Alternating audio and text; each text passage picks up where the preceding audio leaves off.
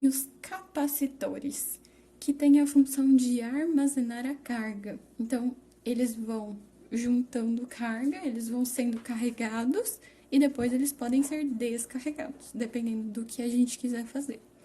E essa capacidade deles de guardar a carga depende da DDP e depende da quantidade de carga que eles conseguirem guardar.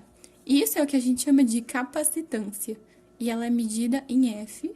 A unidade de medida dela é F maiúsculo, chama Farad, tá? Não é Faraday, igual tem uns negócios em química, né? Não tem nada a ver. Mas talvez seja homenagem ao mesmo cara. Mas é Farad, tá? E aí um exemplo disso, por exemplo, a gente pode pegar, assim ele vai aparecer no circuito, ele parece uma bateria, só que os dois polozinhos têm o mesmo tamanho. Por quê? Na verdade ele é feito, ele pode ser feito, né? Existe um tipo de capacitor, que é o que normalmente a gente vai usar, que é chamado de capacitor plano. Então ele vai ter duas placas, uma carregada positivamente, a outra carregada negativamente. O Azinho é a área de cada placa e o D é a distância entre elas. E essa mesma capacitância, que depende da carga e da DDP, também pode ser calculada a partir da área e da distância entre elas. E de uma constante chamada permissividade do vácuo. E essa permissividade tem tudo a ver com aquele K. Lembra o K da força elétrica? Bonitinho. 9 vezes 10 é nona, lembram dele? Ele, na verdade, não é uma constante. Ele é 1 dividido por 4 π vezes aquela constante. Essa constante. Essa permissividade do vácuo aqui. Então, no fundo, quem é a constante não é o K, é o epsilon zero. É essa constante aí. Mas tudo bem, não precisam lembrar disso, é só uma curiosidade. Mas vamos aproveitar que a gente está lembrando. Lembram do Edu? O campo elétrico vezes a distância é igual a DDP? Se a gente juntar isso com as duas equações que a gente tem de capacitância, sabendo que Q, se eu multiplicar aqui em X, né, vai ficar Q igual a C vezes U. Se eu isolar U, vai ficar Q sobre C. E daí substituindo, enfim, juntando todas as coisas, a gente pode igualar a capacitância nos dois. E aí, tem distância dos dois lados, podemos cortar. Aí passa o E pra lá, o A pra cá, bonitinho. E aí isola o campo elétrico. Como é que a gente pode calcular o campo elétrico? É a carga dividida pela área vezes a permissividade, aquela constante. Só que a carga dividida pela área, a gente pode falar que é como se fosse uma densidade de carga. Só que, como não é dividido por volume, não é uma densidade normal, igual a gente está acostumado. É uma densidade superficial. Só, às vezes, pode ser útil. E, adivinhem só, capacitores também podem ser associados. Em série, o que vai acontecer? Todos eles vão ter a mesma carga, do mesmo jeito que antes resistores em série tinham a mesma corrente, agora eles vão ter a mesma carga. E assim como acontecia com os resistores em série, vai acontecer aqui com os capacitores em série.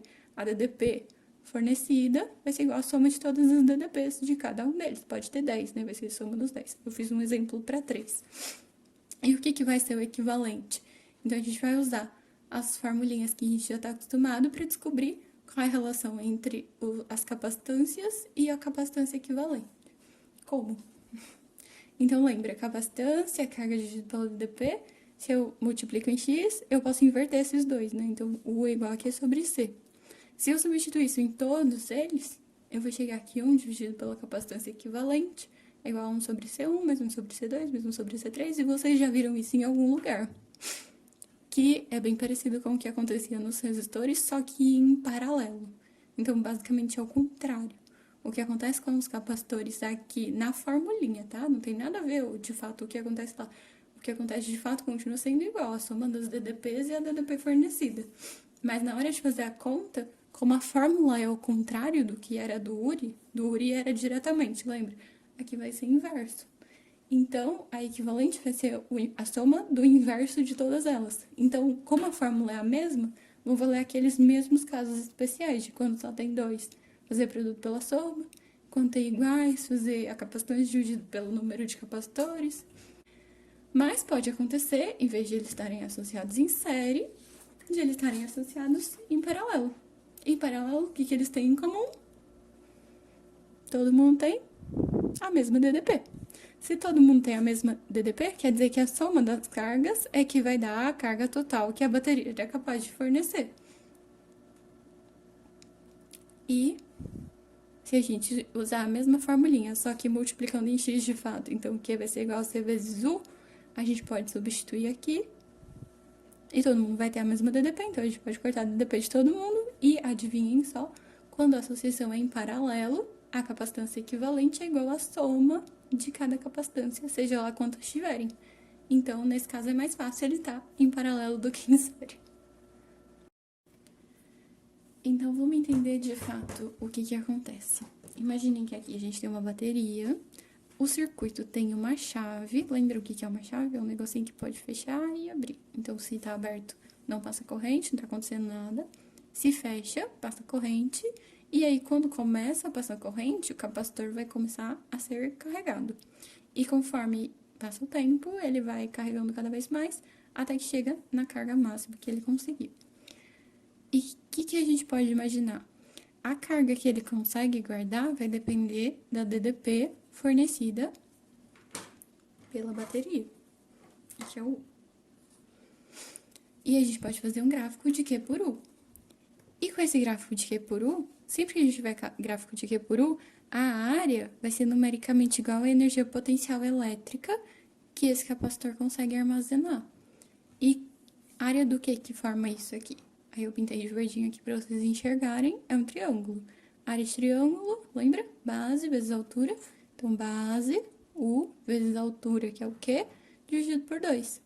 Só que a gente sabe que o Q também pode ser escrito como a capacitância vezes a DDP. Se eu substituo isso aqui, eu sei que a energia potencial elétrica também pode ser calculada como C vezes U ao quadrado dividido por 2, dependendo de qual das coisas a gente tiver.